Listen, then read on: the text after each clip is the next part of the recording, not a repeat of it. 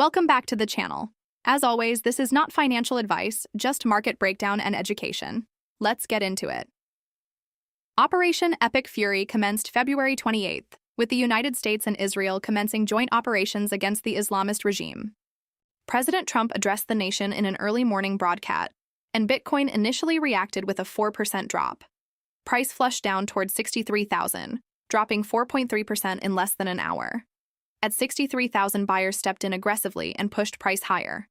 That bounce held until reports came in of Ayatollah Khamenei's death on March 1st. That headline injected fresh uncertainty into markets, and volatility expanded again.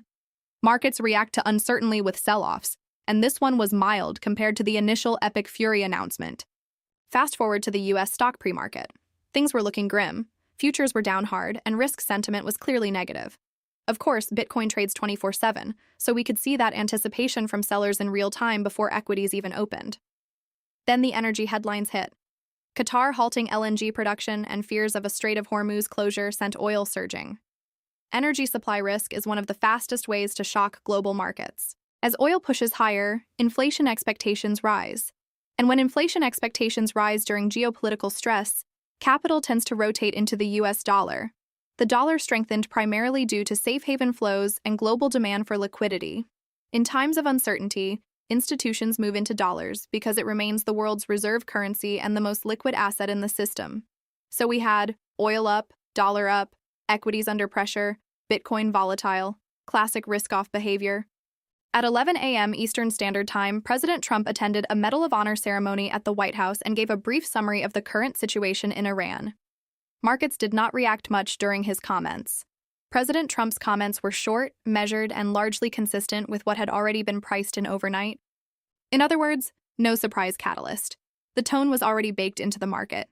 When there's no new escalation language or unexpected policy shift, volatility often compresses.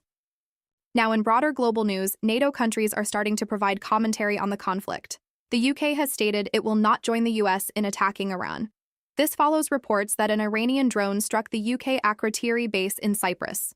It's widely being reported that Qatar has shot down 2 Iranian Su-24s and is halting LNG production. Meanwhile, GCC countries are actively meeting and discussing next steps after Iran targeted civilian infrastructure, including airports and hotels. CENTCOM has released a statement that 3 U.S. F-15s were involved in a friendly fire incident in Kuwait, with pilots reportedly safe. And Reuters is reporting that Spain will not allow the U.S. to launch attacks on Iran from its military bases. 15 U.S. aircraft have now reportedly departed Rota and Moron air bases, so the geopolitical situation remains fluid and markets are responding headline by headline. That's the morning breakdown. We'll continue monitoring oil, the dollar, equities, and of course Bitcoin as this develops. Tune into the live channel for real-time updates and don't forget to like and subscribe for more market coverage. See you in the next one.